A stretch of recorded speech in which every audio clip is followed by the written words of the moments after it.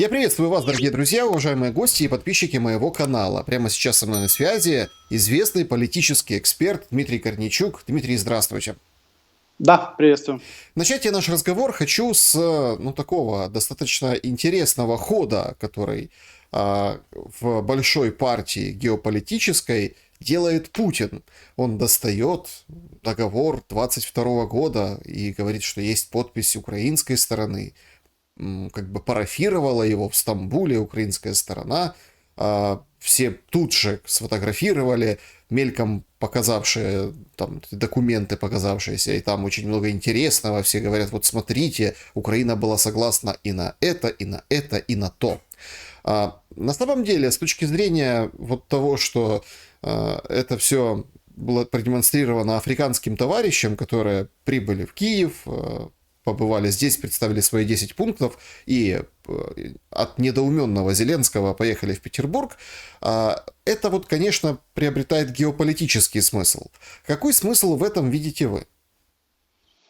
Ну, знаете, я так сразу посмотрел реакцию, там все начали говорить о том, что вот Путин пытается подставить Зеленского, показать о том, что вот в 22 году весной он был готов все подписать, но потом западные кураторы ему запретили, там бла-бла-бла, ну это как бы известная тема. На самом деле, смотрите, во-первых, я уже неоднократно говорил о том, что стамбульские переговоры, это была имитация, и это было видно четко по составу участников. То есть реальные переговоры, серьезные, которые должны закончиться подписанием реальных серьезных документов, не проходят с тем составом участников, который был в Стамбуле. Ну, давайте вспомнить, кто Украину представлял, а кто представлял Россию. То есть это были как бы совершенно люди, не принимающие никаких решений, они должны были имитировать некий переговорный процесс.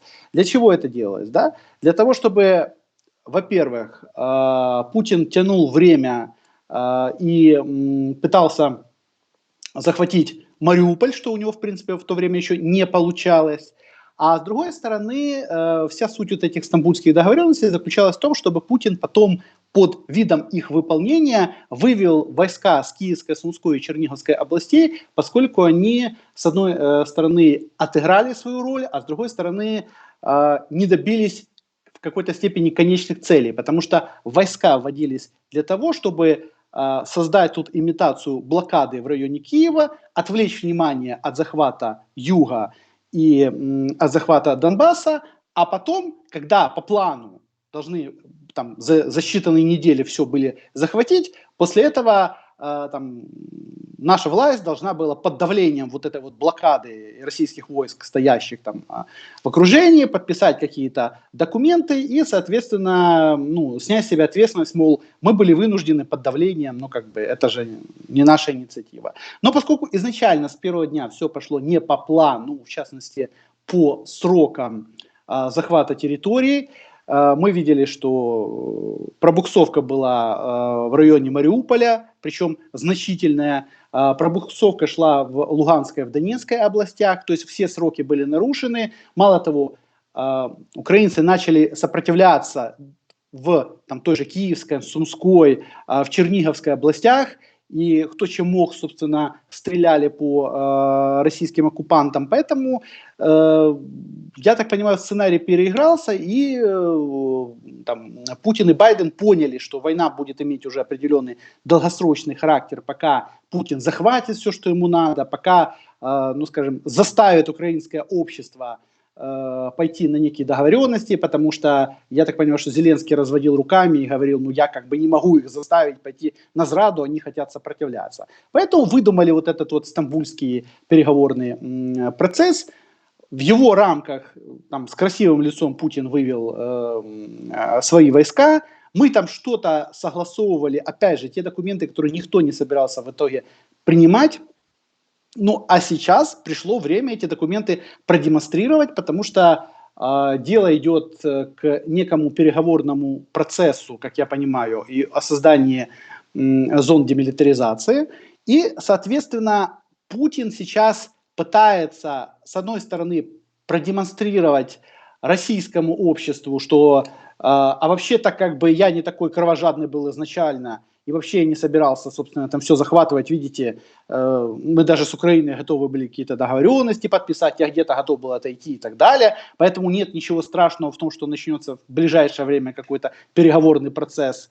Это раз. А с другой стороны, в какой-то степени, ну, даже Путин подыгрывает нашей власти, потому что когда нашему обществу покажут, к примеру, там, какие-то документы о перемирии, там, на саммите мира, который там планируется в Париже и так далее, да, все эти документы все равно будут выглядеть таким вот определенным детским лепетом по сравнению с теми документами, которые якобы собирались подписывать в Стамбуле, где Украину заставляли ограничить армию, где заставляли признать потерю наших территорий, но мы же на это, конечно же, не согласились. Ага, Это то же есть главное. вы как бы подчеркиваете, что это было продемонстрировано, а потом вот это сфотографировали и начали как бы распространять вот эти там количество БТРов, танков и так далее, вот как ну, определенный пас, да, для украинской стороны, которая, вот смотрите, при новых договоренностях нет этого всего. Вот, то есть Ну, конечно, мы да. выше, мы лучше добились, да, ну, Но скажем так, условий. несомненно, иначе бы эти стамбульские договоренности показали бы еще и в прошлом году, давно бы их держали как козырь под реальный переговорный процесс. Вот сейчас этот реальный переговорный процесс должен наступить. Поэтому показывают страшный ужасный документ, на который Украина не согласилась, соответственно, да, то есть на ту большую зраду. А если будут уже предложены какие-то варианты компромисса с созданием там зон демилитаризации, то мы будем рассказывать, так подождите, мы же и нашу армию не ограничиваем, да, мы и, по сути, не признаем потерю наших территорий и многое-многое другое, и это будет определенный противовес, ну, собственно, точно так же, как наша власть будет вспоминать про те же Минские соглашения, которые подписал Порошенко, и будет говорить, что, ну вот, то, что нам предлагает Запад, условно, через там посредников с Россией подписать, это не так страшно и не такая зрада, как были Минские соглашения, не то, что россияне хотели нам навязать в Стамбуле, и мы это, соответственно, тоже, конечно же, не подписали, потому что Путин очень много хотел. Но мы должны понимать одну простую вещь, что Путин изначально, когда проходили даже вот эти стамбульские договоренности, даже если теоретически предположить, что мы были бы там на все согласны, да, мы готовы были бы подписать, сказали бы, да, это Путину было не надо. Это так, как с Минскими соглашениями. Путину не надо были Минские соглашения, потому что Путин не собирался отдавать захваченные территории Украине. Путин готовился к новому наступлению и захвату южных областей. Точно так же, если мы вспомним, какая ситуация была весной 2022 года, когда Минские, ну, эти Стамбульские соглашения подписывались, та же была ситуация.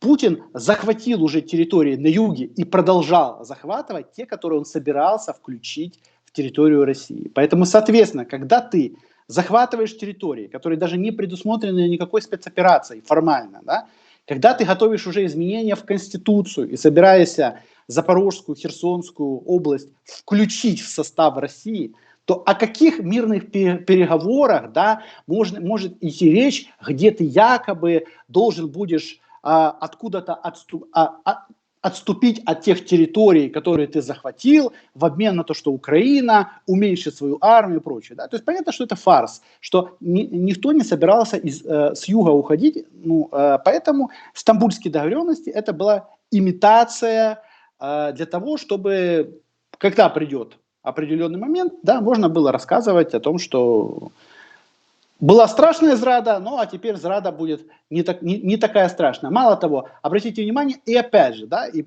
Путин же постоянно же еще и рассказывает о том, что он же не, скажем так, не террорист и убийца, да, который уже почти 1,5 года убивает украинцев, разрушает наши там дома и так далее. Нет, он же типа добрый. Он же хотел договориться по-хорошему. Видите, в Стамбуле можно было договориться. Это вся та же история, как сначала перед Минскими соглашениями, когда якобы Россия по-хорошему предлагала договориться. Хотя мы прекрасно знаем, да, что никто не собирался, потому что уже произошла аннексия Крыма, уже были запущены все технологии по началу войны на Донбассе, но нам с упорством рассказывают о том, что Россия хотела решить по-хорошему. Потом с Минскими соглашениями мы хотели по-хорошему решить, что чтобы все это было выполнено, а вот вы отказались выполнять. Хотя, опять же, да, именно Россия в первую очередь не собиралась выполнять Минские соглашения. Та же история с Стамбульскими соглашениями. То есть надо показывать, что Путин вот такой вот миротворец и так далее. Ну,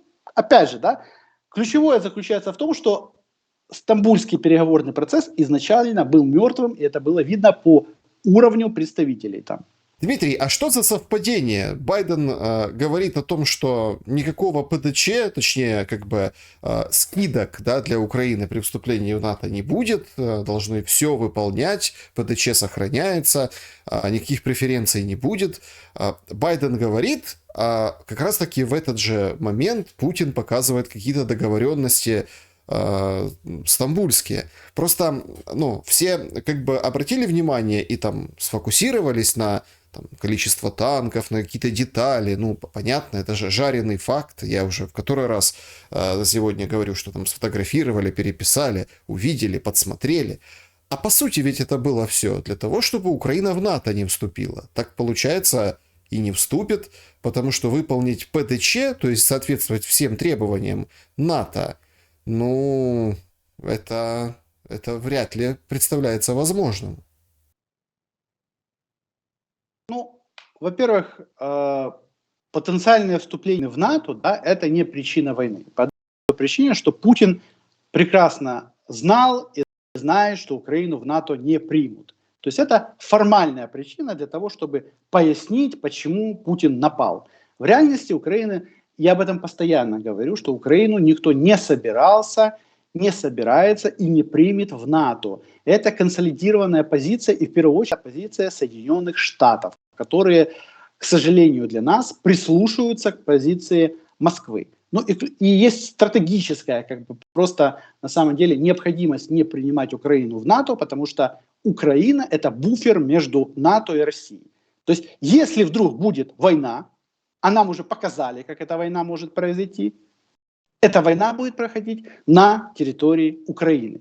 И всем это выгодно, потому что никто в НАТО, чтобы бомбили их города, чтобы там у них были боевые действия, да, лучше пускай это будет на каких-то смежных территориях. И вот, собственно, Украина, к большому сожалению, роль этого буфера и выполняет. И ничего не поменялось с 2008 года, когда нам отказали в ПДЧ на Бухарестском саммите. Ничего не изменилось. Я об этом постоянно говорю.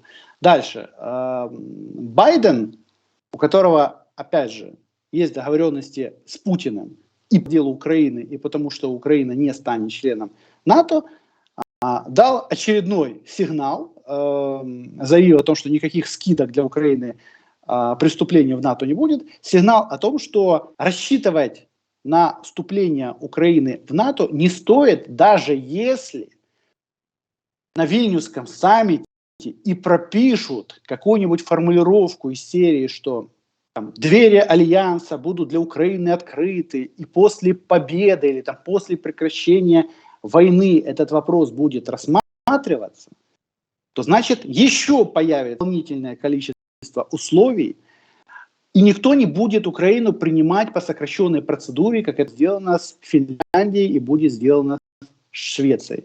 То есть Байден прекрасно понимает, что война закончится. Он об этом знает, потому что согласована заморозка войны. Значит, формально после заморозки войны Украина сможет апеллировать к НАТО, к Штатам и говорить, что ну вот же война остановилась, там, ну, закончилась формально, да, так давайте же выполняйте ваши обязательства по принятию Украины в НАТО.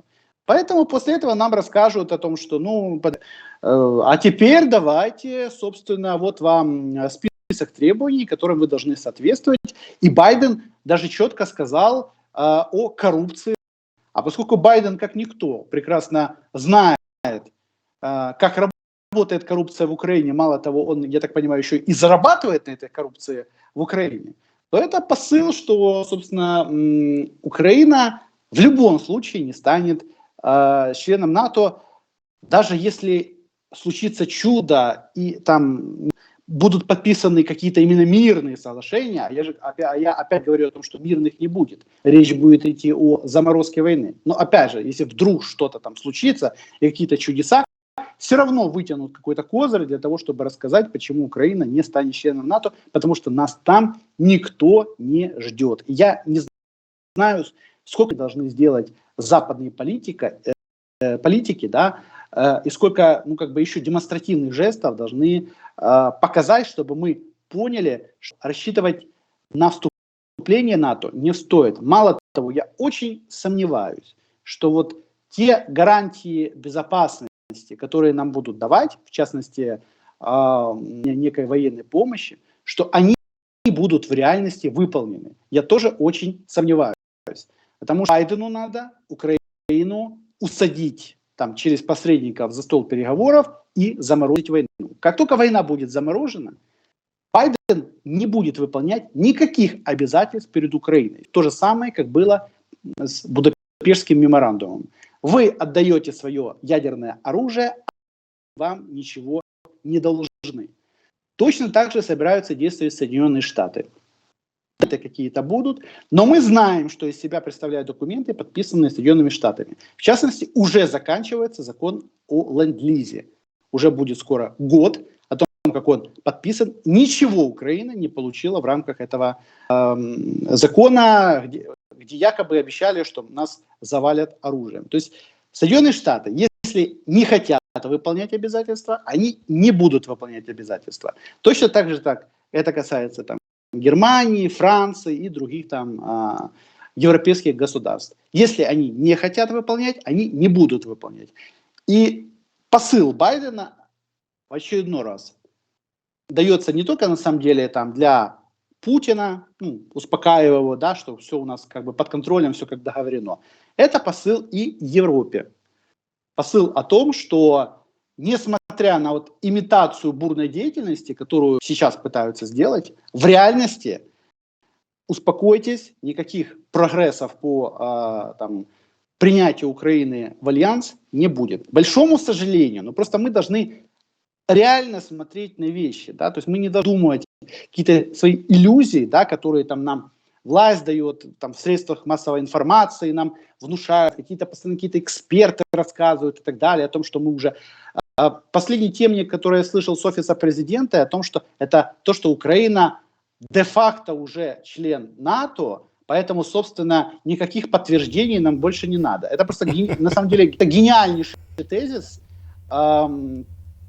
Поэтому я думаю, что, в принципе, вот в подобном ключе дальше нам будут рассказывать, вы успокойтесь, нам уже в альянс не надо вступать, потому что мы де-факто члены так НАТО. можно все что угодно продать, и Евросоюз, и НАТО, и любые другие устремления. Так послушайте, это на самом деле очень, страшные версии, потому что так можно продать и заморозку войны, и зоны демилитаризации, так можно там продление зерновой сделки продать. То есть везде можно рассказывать о том, что де-факто что-то происходит. Там, условно, де-факто мы победили Путина, поэтому можно идти на заморозку войны.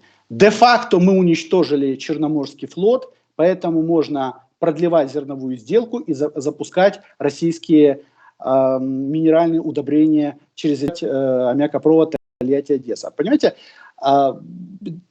Ну вот настолько циничные и манипулятивные формулировки, но, к сожалению, очень много людей не понимают, да, в чем манипуляция. Вроде как люди слышат то, что они хотят услышать, о том, что все хорошо, как бы мы всех там победили, мы везде вступили и так далее. А в реальности именно в этих словах то, что не победили, никуда нас не принимают, и продолжайте дальше жить в мечтах. Но опять же, да, если общество готово удовлетвориться этими сказками о де-факто членстве в НАТО и де-факто победе над Путиным, да, ну тогда как бы вопрос к обществу. Еще один геополитический вопрос. Блинкен все-таки доехал до Китая. Доехал и будет встречаться. И, собственно, это достаточно... ну, скажем так, резонансный визит, потому что он, ну, давайте так, откладывался, переносился, вот этот шар сбил курс Блинкена в феврале месяце, китайский, да, и, соответственно, сейчас, ну, понятно, нам хочется, чтобы звучала Украина и тема Украины в переговорах Блинкена и с китайской стороной. На ваш взгляд, Вот что это за визит с точки зрения разрешения войны в Украине? Он какие цели несет? Или просто об Украине, ну, поговорят, вспомнят китайский мирный план, ну, собственно, и все.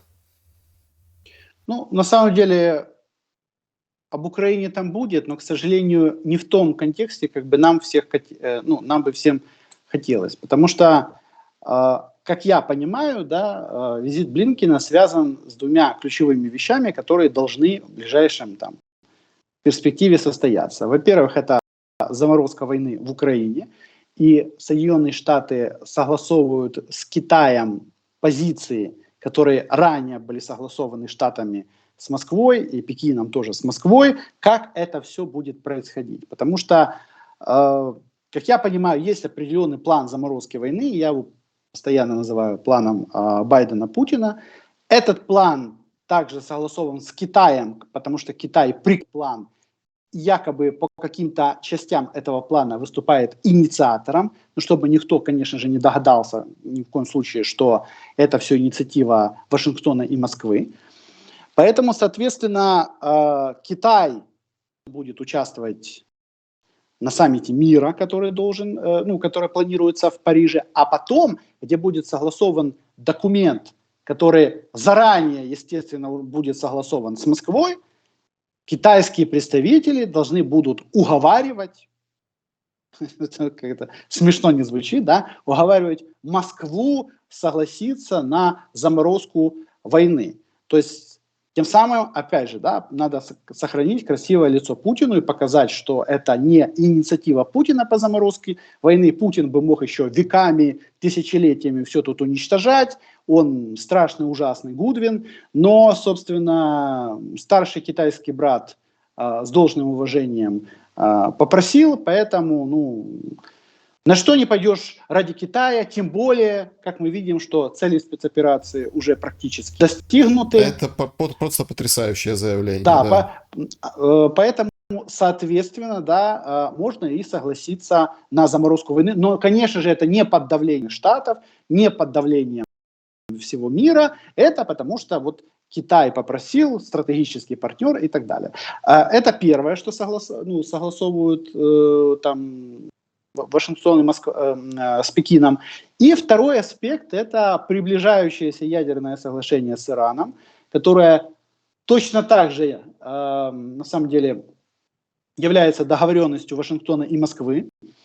То есть Москва давит, просит культурно Иран, чтобы Иран согласился на новую ядерную сделку. Естественно, роль Китая заключается в том, что и Китай должен как бы с этим согласиться и тоже Иран попросить. А с другой стороны, и Россия, и Китай являются членами Совбеза ООН, где новое ядерное соглашение с Ираном должно... То есть вся та же схема, которая была провернута в 2014-2015 годах администрацией Обамы, Байдена и Путиным. Сначала Путину отдали Крым, потом ему отдали Донбасс, а в 2015 году в обмен Обама получил ядерное соглашение с Ираном, которое, опять же, было заключено благодаря посредничеству России и посредничеству Китая. Ну, вот так вот работают как бы геополитические договорники. Вот сейчас, как бы, я так понимаю, что на носу как раз тема Ирана тоже, плюс тема Украины. Ну, по сути, да, обмен Украины на Иран, ну, давайте, на Иран, да, надо называть как бы вещи своими именами. И еще мы должны понимать, да, что на самом деле, несмотря на всю имитацию неких конфликтов между Соединенными Штатами и Китаем, никаких конфликтных там моментов у Байдена с Си Цзиньпином не существует. Я думаю, что вообще на самом деле тема сотрудничества Байдена с Китаем ближе к президентским выборам вылезет. В частности, мы узнаем там и о коррупционных схемах, в которых на семейство Байденов там, связанными с китайским бизнесом, но это все еще республиканцы вывалят ближе под выборы. Но ключевое ключевое в том, что на самом деле у Байдена нормальные взаимоотношения и с Россией, и с Китаем. Да? И визит Блинкена в Китай, опять же, этот аспект подтверждает, что есть определенное сотрудничество. И ключевое, мы же должны понимать, что благодаря чему Путин обходит постоянно все те санкции, которые в этом году были введены. В первую очередь, благодаря, конечно же, Китаю. И, соответственно, да, если Соединенные Штаты ничего не делают для того, чтобы Китай как-то понес ответственность за все то, что он позволяет делать России, соответственно, опять же, мы понимаем, что есть договоренность между Вашингтоном и Пекином о том, что Пекину разрешают, да, несмотря на санкции, российские там нефть, газ, поставлять какие-то запрещенные товары в Россию, ну как бы и по сути помогать российскому бюджету спонсировать войну в Украине. Ну вот такие вот, к сожалению, да, вот такие вот есть договоренности, такие процессы, мы просто должны их понять. Дмитрий, давайте, вот вы так упомянули, давайте остановимся подробнее на этих целях спецоперации. Песков выходит и говорит, что демилитаризация фактически, ну, эта цель выполнена. Смотрите, у Украины не осталось оружия, там все до последнего патрона предоставляется Западом, поэтому фактически, ну вот де-факто, ну вот так и есть. И уже эти слова комментируют, уже там выходит Пушилин, говорит, что вот смотрите, мы все равно как бы не опровергаем слова Пескова, но все равно как бы это лишь одна из целей специальной военной операции, так называемой. Просто почему я останавливаюсь на этом отдельно? Ведь совсем недавно мы слышали из уст Резникова, что если Россия пересматривает цели СВО, то можно с ней садиться за стол переговоров, появляется некое окно возможностей. Вот это вот ЗОПа, да, зона, где, скажем так, есть поле для какого-то нового диалога. И здесь мы слышим, ну, вот такой очень интересный пас из Кремля. То есть это очередное свидетельство того, что переговоры близко. Ну, несомненно, ну, то есть мы прекрасно понимаем, что идет процесс заморозки войны. Соответственно, для того, чтобы состоялся какой-то переговорный процесс, Путину надо придумать, как пояснить, почему он своих целей практически всех достиг. Я не знаю просто, как они это будут оформлять, или там будут цели достигнуты частично, или вообще все цели будут достигнуты, поэтому Путин остановит СВО. И да, никто не скажет о том, что там было какое-то давление, просто мы свои все цели достигли, а дальше идет у нас там какой-то переговорный процесс. Ну, я думаю, что в Кремле там лучше знают, как придумать для того, чтобы это проглотило российское общество. На самом деле в Кремле могут придумать все. Если Путин скажет, что демилитаризация Украины закончена, все скажут, так оно и есть. Независимо от того, будет ли это правда или неправда. Но Путин на питерском форуме рассказывал про сотни уничтоженных танков, про каких-то бронемашин, это уже из западной техники. Ну, соответственно, российское общество это, в принципе, устраивает. Точно так же там какой-то процесс денацификации, да, но можно будет рассказать о том, что мы же, к примеру, захватили азовцев, или там провели какой-то вот над ними судебный процесс где-то, и тем самым провели денацификацию. На самом деле, кстати, за процесс денацификации можно выдать и захват территорий.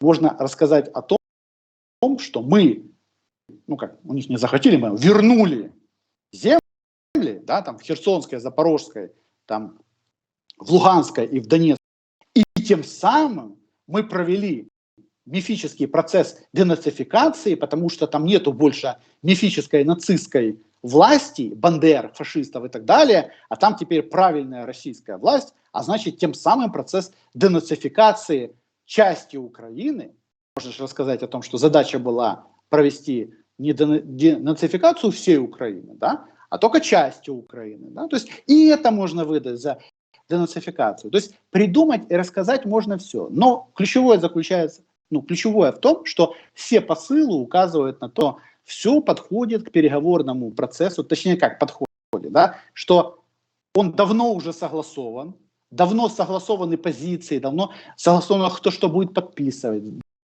давно постепенно просто в общественное мнение происходят те или иные вбросы и готовят общественное мнение к тому, что этот процесс, собственно, состоится, возможен, да, и не какие-то там мифы, да, или там доводы конспирологов, которые там сидят и себе выдумывают договорники между Байденом и Путиным, да, а да, это какой-то процесс, который там в реальности происходит. Но на самом деле, когда Пригожин начал рассказывать на всю Россию о том, что, собственно, пора переходить к обороне и к удержанию захваченных земель, это уже был первый такой ключевой посыл о том, что грядут впереди переходы. Когда Путин сказал о создании санитарных зон неких, да, это, иными словами, зоны демилитаризации. Тоже говорил, просто это, знаете, как заморозка войны. То слово заморозка войны говорить не собирается. Точно так же, как не хотим говорить зона демилитаризации. Мы их будем называть, там, в Кремле условно, мы их будем называть санитарными зонами. Ну, чтобы никто не догадался, да? Ну да, это действительно очень важный момент, когда ты, ну, подменяешь понятия и говоришь по-другому. Еще один очень интересный эпизод вот этого общения, да, Путина с военкорами, потом, да, выступление на вот там питерском форуме, есть нечто новое, есть нечто, ну, скажем так, повторяющееся. Тут странные кадры публикует российская сторона, что, ну, там, военкор, вот этот Сладков, который всем рассказал, что неделю держали в карантине перед встречей с Путиным военкоров. И тогда возникает сразу же вопрос: погодите, так а как же вы там? Вы же на поле боя там всю, получается, неделю вы сидели в карантине, а мы думали, что вы там впереди и сообщаете свежие подробности. Ну, это такой, это очень такой эпизод. Скажем так, пускай россияне занимаются, да, вот этими вопросами и ответами. Меня интересует другой момент. Военкор спрашивает у Путина, где Залужный. Путин говорит, что я знаю, мне кажется, я знаю, да, и что Залужный где-то за границей. Ну и понятно, опять поползли слухи, вот уже очередная там 3-я или 4-я волна, а где же Залужный? Ровно так же сейчас происходит и с Будановым, когда идут вброс, что якобы в немецкой какой-то газете напечатали, что вот смотрите, Буданов в коме, и это 100% информация правдивая. Обсуждение Залужного и Буданова, вот какая здесь цель преследуется российской стороной? Ну, по поводу Буданова, у меня все время, я его слушаю, да, я смотрю его ролики, у меня все время ощущение, что он в какой-то коме находится. Почему? Ну, серьезно, просто я в здравом уме как бы не могу объяснить вот этот пиар Буданова, который проводят с время, да, ну, там вроде этих роликов, да, когда он смотрит в камеру и потом план, там вот это все. Ну, наверное, это рассчитано на кого-то. То есть для меня это какой-то полный бред, учитывая должность, которую он занимает. Ну, то есть это начальник военной разведки, да, то есть это человек, который должен, ну, заниматься серьезными вещами, но я так понимаю, что его, наверное, готовят как политическую персону, поэтому тут не до, собственно, недобрезгования теми или иными технологиями. Та же история, собственно, с Залужным, который то пропадает, то оживает, то еще что-то. Как я понимаю, Залужный, вот тема Залужного все время всплывает в том плане, что в России он же объявлен там в розыск, тоже смешная история, там в рамках какого-то уголовного дела. Но в любом случае, да, Залужному создается какой-то вот совместный определенный пиар. Как я понимаю, Залужный не должен будет подписывать никаких документов. То есть, если будут там о прекращении боевых действий подписываться, да, то они будут подписываться, скорее всего, Резниковым, а не там Залужным. Почему персону Залужного выводят, да, ну, тут можно предположить о том, что под него готовят какой-то или политический проект, или там еще что-то планируют. Но в любом случае, если говорить о том, что говорят на российскую аудиторию, ну, им же надо что-то все время говорить и показывать там, победу над Украиной. Поэтому то у них раненый Залужный, то у них там умирающий Буданов. Слушайте, ну на самом деле это ничем не отличается от того бреда, который идет в наших СМИ и там в наших всех этих единых марафонах, YouTube-каналах этих ФСБшных пенсионеров, которых выдают за хороших русских. Там же ФСБшные пенсионеры, да. Ну а кто не? Ну, надо же как бы называть вещи, людей своими именами, да. Ну, то есть бывших ФСБшников не бывает, ну кому тебе басни рассказывают. Поэтому, а что у нас показывается? То Шойгу у нас умирал, то Путин постоянно умирает, то какая-то война между Пригожиным и Шойгу, то еще какая-то история. То есть этим тоже пичкают наше информационное пространство, и это люди тоже как бы кушают для того, чтобы люди не смотрели на реальное положение на фронте. Та же история, собственно, и в России.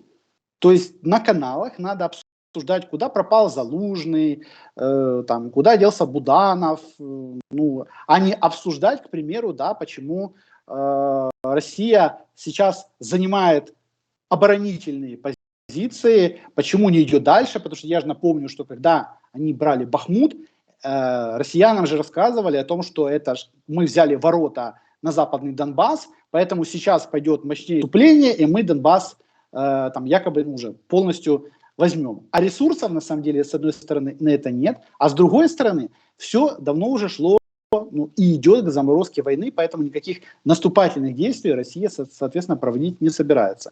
Поэтому постоянно надо пичкать информационное пространство вот этими вот жареными фактами. Это я говорю о России и о том, почему они там говорят про Буданова и Залужного. У нас же тут своя, как бы внутренняя кухня. Наша внутренняя кухня связана с тем, что уже, по сути, все уже начали избирательный процесс. И, как я понимаю, и Залужного, и Буданова готовят в политику, соответственно, начинают им создавать образ таких таинственных молчунов. Кстати, образ таинственного молчуна – это же самый популярный политиков. Вспомните, 2014 год, когда Порошенко пропихнули президентом за время короткой кампании, он ничего не говорил. То есть 3 месяца он молчал, каждый придумал про него нечто свое, некого хорошего. Он победил в первом туре. Дальше. Зеленский. Всю избирательную кампанию он молчал. За него говорили какие-то люди, там какие-то бары и так далее. Он молчал, каждый себе придумал некого хорошего Зеленского, пошел проголосовал. Те же технологии сейчас начинают использоваться Залужным. То есть он ничего не говорит. Он то пропадает, то потом появляется, то какие-то там с ним ролики записывают, с ним все в порядке, начинают создавать образ уже Залужного политика. Я считаю, что это плохо. Я считаю, что военные должны заниматься военным делом. Как военные начинают заниматься политикой, на этих людях можно поставить с одной стороны крест, а с другой стороны у них уже нет времени заниматься, собственно, своим главным делом. И ладно бы уже там закончилась война, там, не знаю, мы или победили, или там подписали какие-то договоренности, ну тогда начинайте пиариться, и тогда как бы начинайте создавать какой-то имидж. Но я так понимаю, что, скорее всего, продуман некий сценарий, что сразу после заморозки войны пройдут выборы, и времени нету на последующую раскрутку, поэтому приходится совмещать одновременно там и военные действия, да, и раскручивание имиджа Залужного. Хотя у меня к Залужному такие же вопросы, к Зеленскому. Потому что я напомню, что 24 февраля, когда россияне спокойно зашли с Белоруссии, из Крыма, из России, не только Зеленский был президентом, который перед этим нам рассказывал, что никто не нападет, но еще и Залужный был командующим. Точно так же. И он входил в ближайшее окружение Зеленского, у него была стопроцентная информация о том, что россияне будут нападать, и в одном из интервью Залужный рассказал об этом, о том, что мы точно знали, что россияне будут нападать, мы знали из точных направлений, а потом Залужный начал как-то неубедительно рассказывать о том, что мы приняли решение запустить россиян вглубь нашей территории для того, чтобы дать им тут бой. А вот тут у меня большие вопросы. То есть как можно было россиян с узкого перешейка в Крыму, да, так и было остановить, запустить в Херсонскую область, тем более там их никто на самом деле потом не остановил. Поэтому, несмотря на имидж хорошего Залужного, у которого конфликты там, с Ермаком, дистанцировать его, да, я по-прежнему уверен, что это одна команда. Если бы Залужный не входил в команду, условно, Зеленского-Ермака, он бы не оставался на своей должности. Ни перед войной, ни после войны. Мы видим, как они спокойно меняют людей и убирают их без зазрения совести. Поэтому, подозреваю я, начинают раскручивать некий такой оппозиционный или провластно-оппозиционный, или просто провластный проект, такого хорошего генерала. И, собственно, в рамках этого проекта вот он исчезает, потом появляется, а вы себе домысливаете некого Залужного. Опять же, я надеюсь, что Залужный не пойдет в политику, потому что это плохо. Военные, идущие в политику, это плохо. Любые специалисты, которые сейчас нужны на своих местах, как только они идут в политику, а политика, мы знаем, что это такое, это настолько грязная вещь, с таким большим количеством внешних обязательств, которые ты имеешь перед всеми, и ты уже полностью не самостоятелен. Значит, соответственно, если Залужный соглашается играть в политику, мы понимаем, что он соглашается на большое количество внешними игроками. А какие обязательства перед этими игроками, мы прекрасно понимаем и видели на примере Порошенко, на примере Зеленского. А откуда деньги на эту политику? Вот ведь какой интересный вопрос. Потому что, вроде бы как понятно, что кубышка-то у нас одна, и наполняют ее западные партнеры.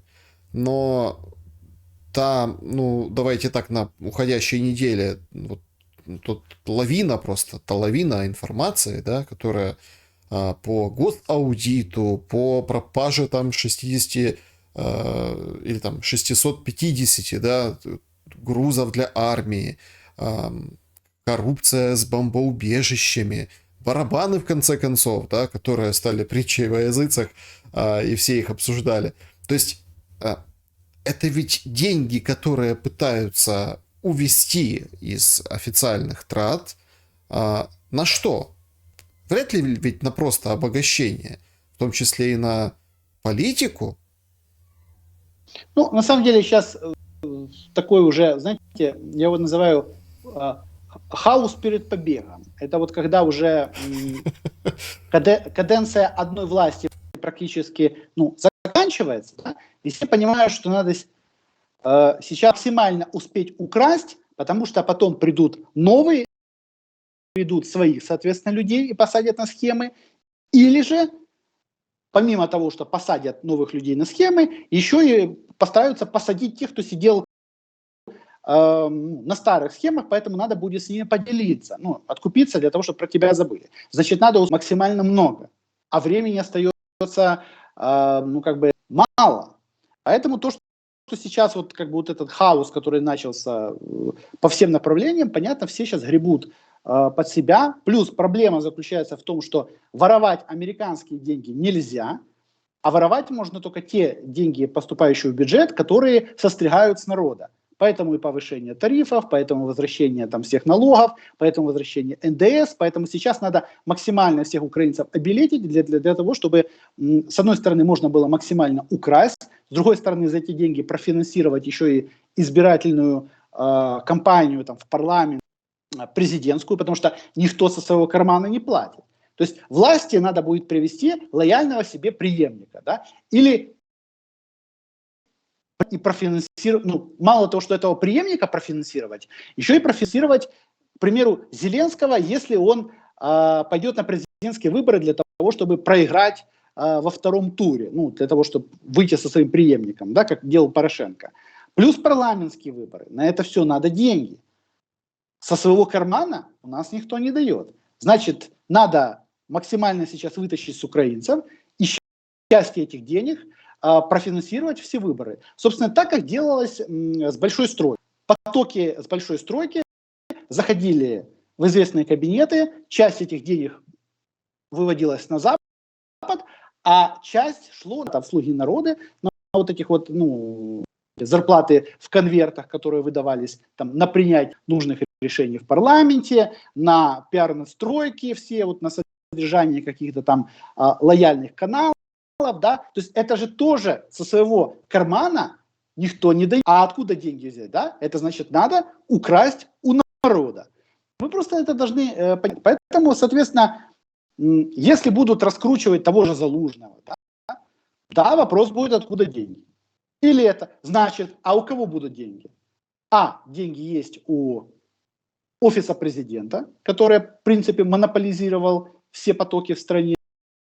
Значит, это будет проект офиса президента. Это деньги будут с Запада заходить, опять же, да, по договору с офисом президента, для того, чтобы не мешали создавать этот проект. Ну вот как-то вот такие вот действуют технологии. Но опять же, да, для того, чтобы организовать красивые предвыборные шоу, надо состричь деньги с нас с вами. К большому сожалению. Поэтому будут только подниматься, цены будут увеличиваться. Но мы должны это просто понимать, что за все эти предвыборные сериалы платим мы с нашего кармана. Да, есть сообщение о том, что вооруженные силы Российской Федерации покинули населенный пункт Пятихатки и отошли туда, к Васильевке. Это вот прям возле Днепра, вот этот, скажем так, плацдарм, да, для наступления. У нас, как говорят, формируются плацдармы для того, чтобы наступать. Другие же, и фактически там все, да, военные эксперты говорят, что мы как бы подходим к первой линии обороны, вот именно линии обороны, и, соответственно, там как бы ВСУ движется вперед. Это, конечно, там не может не радовать, это все-таки освобождение, но вопрос, что теперь будет с этими пятихатками условно, да, то есть понятно, что ВСУ зайдет, освободит, а дальше, как бы у нас по всей линии фронта будет один сплошной Бахмут, и, судя по всему, камня на камне не останется от тех населенных пунктов, которые покидают одни, заходят другие, и как это будет, да, сколько раз так будет, да, тоже непонятно. Действительно, новости есть, поэтому давайте все-таки прокомментируйте их непосредственно под этим видео. Я всех призываю подписаться на телеграм-канал и YouTube-канал Дмитрия Корнейчука. Также подписывайтесь на мой YouTube и на мой телеграм. У меня в финале нашего сегодняшнего разговора есть вот такое предложение. А что нам дает вот эта ЛГБТ-история? Министерство иностранных дел в Твиттере публикуют вот этот флажок. Многие там как бы корпорации, бизнесы, компании в Украине тоже поддержали вот этот мировой тренд. С одним из магазинов бытовой техники прям конфликт произошел с правым сектором. Мол, как бы, да, чуть ли там не подрались о том, что ж вы делаете, зачем вы это выставляете, там друг другу хамили. Это вот как бы еще одна программа перекодировки украинцев. Вот условно, да, вот западные какие-то модели и кальки. Или в этом есть какой-то абсолютно другой, такой прикладной более смысл. Как вот и в ситуации с гуманитаркой, политикой, просто спилить денег. Что думаете? Смотрите, во-первых, я совершенно лояльно отношусь к любой сексуальной ориентации, поэтому делайте, что хотите, на самом деле, да. Но почему эта тема у нас поднимается вдруг, да? Это в рамках вот этого тренда, который мы имитируем из Москвы, где, собственно, мы должны всячески показать, что вот мы, даже если там вот произойдет заморозка войны, там и война закончится, мы вот никак уже вот никаким местом, да, вот мы уже и там УПЦ позапрещали, там во всех там областях, там Лавру забрали, и вот многие на украинский язык попереходили, и вот западные ценности у нас не такие, как в России, там, пещерная борьба с ЛГБТ, где там же запрещают пропаганду, ну там вот эти вот все ценности русского мира. То есть мы антиценности русского мира. Вот так вот, да. То есть мы демонстрируем, и это должно якобы успокоить общество и показать, что вот даже если вдруг будет какое-то перемирие, да, мы вот точно уже никогда с Россией не будем не связаны, потому что мы ближе к Западу. Но что под этим скрывается? Нас не Европейский Союз, нас не принимают в НАТО, на это мы не должны обращать внимание. Наших беженцев хотят как можно быстрее вернуть назад. Всячески демонстрируют, что, ребята, как бы мы устали вас содержать, вам помогать, и давайте обратно в свою Украину и сидите там. А Украину никто в Европейский Союз принимать не собирается. Мы вам там посочувствовали, да, заработали на этом сами еще денег от Еврокомиссии, ну и хватит, как бы, идите назад. Какие мы с вами братья? Не, мы с вами не братья. Европа – это Европа, Украина – это Украина. В Евросоюз вас никто принимать не собирается. Дальше. Мы, конечно же, не должны обращать внимание на работающие все транзитные трубопроводы, через которые Россия качает свою нефть, газ, теперь должен еще и аммиак будут качать. Да? Не, ну, это разные вещи, это другое. Да? То есть это не сотрудничество с Россией, это там геть від Москвы, но прагматичное. То есть вы на это тоже не обращаете. Ну, опять же, это все подмена понятий. То есть те же самые технологии один в один, которые использовал в свое время Порошенко. То есть кулуарно он продолжал сотрудничать с Россией в бизнес-плане, там, в каком-то в политическом плане и так далее. Да? Но для того, чтобы никто не догадался, армия, мова, вира, там, и вышиванки, в которых выхаживал лично Порошенко и так далее. Да? Самые технологии использует Зеленский. Поэтому мы всегда должны смотреть, что под этим на самом деле скрывается. Да? То есть нет ничего плохого там, в представителях ЛГБТ, ну такие же люди, да, ну у них там какие-то, ну мы же все-таки демократы. На самом деле, кстати, украинское общество очень демократичное. Я вам хочу сказать, что украинское общество даже более демократичное, чем западное общество. Потому что, несмотря на всю их показную там, демократию, да, ну вот те, с кем я сталкивался, да, наталкивают меня на мысль, да, что в реальности там очень нормально там это презрение к очень многим и народам, и слоям общества и так далее. Просто это не показывается, потому что ну, за это есть определенное наказание у них на Западе, да, поэтому они там улыбаются, делают вид, что они такие все хорошие, да. А украинское общество на самом деле очень толерантное. Почему я постоянно говорю о том, что украинцам плевать, кто на каком языке говорит, украинцам плевать, кто в какую церковь ходит, украинцам плевать, кто с кем спит на самом деле, да. Ну вот такое мы общество. Но это же не устраивает всех. И, соответственно, это не устраивает власть. Поэтому, как бы, эти темы надо постоянно поднимать, людей стравливать, да. Ну, а пока люди там начинают, стравливая, выяснять отношения, да, тем самым не должны смотреть на то, что по-прежнему продолжается сотрудничество с Россией. И это ключ. То, что я уверен, что вот когда они там расширят зерновую сделку, туда еще что-нибудь повпихивают.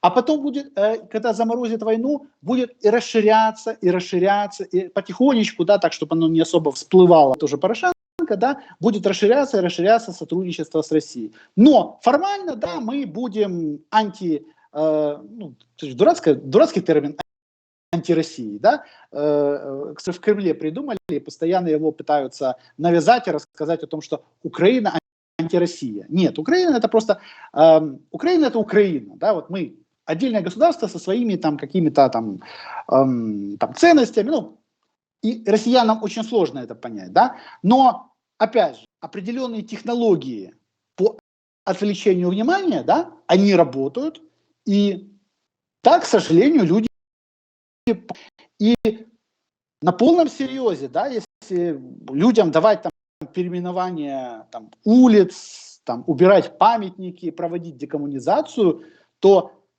какая-то часть общества ну, в моральном плане посчитает, что это практически как победа над Путиным. Да. Ну вот, да, это определенное удовлетворение общества, и можно не показывать реальную победу. Да. Опять да. же, да, это специальные технологии. Ну и два слова в финале нашего разговора, прям последний штрих. Реагируют и в Европе на 10 сентября, именно эту дату выбирает Путин для единого голосования на оккупированных территориях ну, Украины, да, те, которые там забрала Российская Федерация. Понятно, что для того, чтобы там поставить точку в разговоре, конечно, там я должен спросить, ну так а что, сорвем выборы на оккупированной территории? Но у меня вопрос глубже, да? Понятно, что идет наступление вооруженных сил Украины, понятно, что льется много крови, а вот эти выборы, вот они что меняют? Вот конфигурацию какую-то изменят они? Вообще отношение к тому, что происходит. И помните, вот всегда, да, вот определенные выборы, да, вот это был какой-то, ну, скажем так, какая-то точка, да, успеть что-то сделать до выборов. Точно так же у нас там референдумы, да, вот они проводили. Ну, помните, да, вот ходили с автоматами, скажем так, с урнами, вроде как референдум о присоединении. И вот был какой-то люфт времени до референдума. Сейчас получается люфт времени до вот этих выборов по российским законам на оккупированной украинской территории. Что это дает и каких событий нам ждать в привязке именно к этому?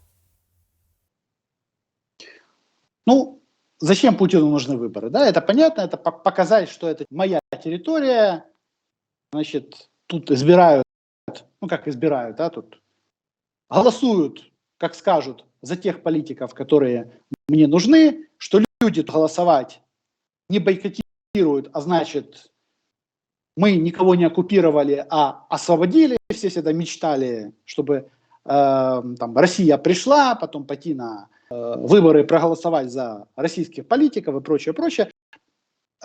Путин демонстрирует, что на самом деле, что Путин демонстрирует? Во-первых, что он не собирается отдавать эти территории, то есть четко, да, то есть если там с Херсона, там, с Харьковской областью было понятно, что в принципе он готов отступить, тут Путин он отдавать не собирается, что это четко его, и он назначил тут выборы, а значит, что никакого успешного наступления не будет. Ну, то есть это посыл, да, что Россия приложит все усилия для того, чтобы эти территории никто не смог отбить. Это раз. Во-вторых, здесь посыл, что, наверное, до сентября должны произойти какие-то события, которые остановят военные действия. Ну, потому что как можно проводить, если везде все стреляют? Ну, значит, что-то должно произойти до 10 сентября. И, возможно, вот такой посыл идет со стороны Путина, что, скорее всего, до 10 сентября, возможно, состоится заморозка войны. И, в принципе, Путин на заморозку войны согласен. Плюс посыл, что выборы проводятся на тех территориях, которые Путин уже захватил, не собирается идти в наступление. Значит, дальше он пока не собирается захватывать части там Херсонской, Запорожской и Донецкой областей. Пока он будет осваивать захваченные территории. Ну, то есть посылов здесь на самом деле много. Как эти выборы пройдут, мы все прекрасно понимаем, так же, как и референдумы перед этим прошли. Нарисуют там, кому надо, необходимые результаты. И я так понимаю, еще будет задача на этих выборах выставить украинских политиков, беженцев, ну всех, кто давно уже трется в Москве, для того, чтобы показать, что в Херсонской, Запорожской, Луганской областях на местных выборах проголосовали за хороших украинских политиков, которые выступают и выступали за дружбу между Украиной. И тем самым люди показали, что вот именно так они хотят жить, с такими вот политиками и вообще вот. А вот могло бы все же быть по-другому, если бы эти политики остались в Киеве, тогда бы не было никакой войны, тогда была бы дружба между Украиной и Россией, Путин бы ничего не захватывал. Ну, тут еще такой определенный пропагандистский момент, показать, что мы тут не каких-то своих тут россиян на захваченных украинских территориях навязываем, да, а они будут за своих же, за украинцев голосовать, но только хороших украинцев, не тех, которые там фашисты, нацисты, которых тут, Запад поставил. Так вы мне скажите, Украине, Януковича которые... вернут? Смотрите, значит, вот мне кажется, что люди просто не то. Путин уничтожил Януковича. Путин, и люди не понимают, насколько Путин его презирает и, слово ненавидит, наверное, очень сложное, насколько он его не любит. Я опять повторяю, что Майдан по сносу Януковича был устроен в первую очередь Россией по договоренности со Штатами за то, что Янукович не захотел быть марионеткой Кремля. За то, что Янукович подумал, что он, этот директор автобазы бывший, стал настолько великим, что может стать в один ряд с Путиным и диктовать ему свои условия.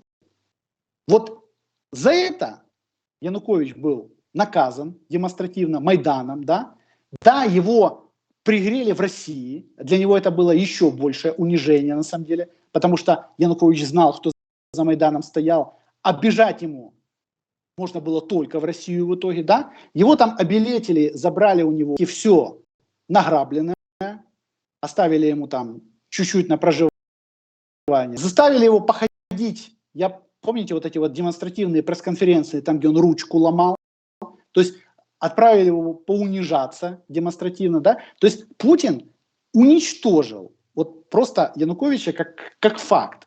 Поэтому, когда рассказывают о том, что Путин хочет там вернуть Януковича, нет. Кстати, точно так же Путин демонстративно уничтожил и Медведчука. Это ему было наказание за то, что Медведчук слишком, с одной стороны, слишком пытался на равных общаться с Путиным, а с другой стороны, что он не выполнил свои обязательства, которые он там брал на себя по Украине, несмотря на огромнейшие финансовые ресурсы, которые он за это получил. И за это, кстати, Медведчуку каналы закрывали, садили его, арестовывали, и так далее, да, то есть его уничтожили публично. То есть это было специально, это тоже было наказание со стороны Кремля. Вот поэтому Путин, на самом деле, достаточно злопамятный человек. Я думаю, что все олигархи российские это видеть, а некоторые уже не могут, потому что случайно на шарфике где-то зацепились, повесились, да. Поэтому если кто-то позволяет себе на равных вести себя с Путиным, да, или ему отказывать демонстративно. А я хочу, кстати, напомнить, в 2013 годам, помните, было как раз годовщина крещения Руси, приезжал тогда в Киев летом Путин, и тогда они с Януковичем стояли и практически не разговаривали. И Янукович всем своим видом пытался показать, да, что он с Путиным, мы с тобой на равных, мы с тобой а может быть, это моя Украина, то есть Янукович показывал, да, это моя Украина, это мое Межгорье, то есть для него Украина это была Межгорье, да, поэтому нечего сюда лезть, если ты что-то хочешь, давай договаривайся со мной и на равных будем что-то решать. Кстати, за это же в свое время и уничтожили и Фирташа, также за то, что он пытался на равных вести себя с Россией, да, поэтому каждый раз, когда вспоминают про Януковича, я говорю, ребята, Янукович это политический труп, уничтоженный демонстративно. И Путин для того, чтобы все знали, да, что заканчивается с теми, кто сначала пытается пророссийским, да, а потом пытается показать, что он еще и на равных с Путиным. Мы это просто должны понимать. Поэтому никаких Януковичей. Еще у меня большой вопрос, на самом деле, что произошло с его младшим сыном, почему вдруг как бы там он случайно утонул, да, поэтому Янукович, знаете, он сидит и боится, что про него вообще хоть кто-то вспомнил. Но периодически, да, для того, чтобы потроллить здесь всех в Украине, и еще в Украине поплевали в сторону Януковича, потому что каждый раз, когда достают тему Януковича, да, сразу тут в обществе у нас поднимается гвалт, и начинается, чтоб ты сдох там, ну, как бы, понимаете, да? То есть достает это чучело Януковича. В реальности мы должны забыть про Януковича как факт, да? Ну, вот просто... Поэтому Януковича возвращать не буду. Других людей, которые уже 100 раз там поклялись на верность Кремлю, и мало того, уже тех людей, которые еще 100 лет перед этим сотрудничали с ФСБ и продолжают с ФСБ сотрудничать. Да, Дмитрий Гордейчук был моим собеседником сегодня. Дмитрий, спасибо вам большое за ваше время и ваши мысли. Друзья, спасибо большое за то, что посмотрели это видео. Пожалуйста, подписывайтесь, ставьте лайки. Увидимся обязательно в следующий раз. Берегите себя и друг друга. До скорого.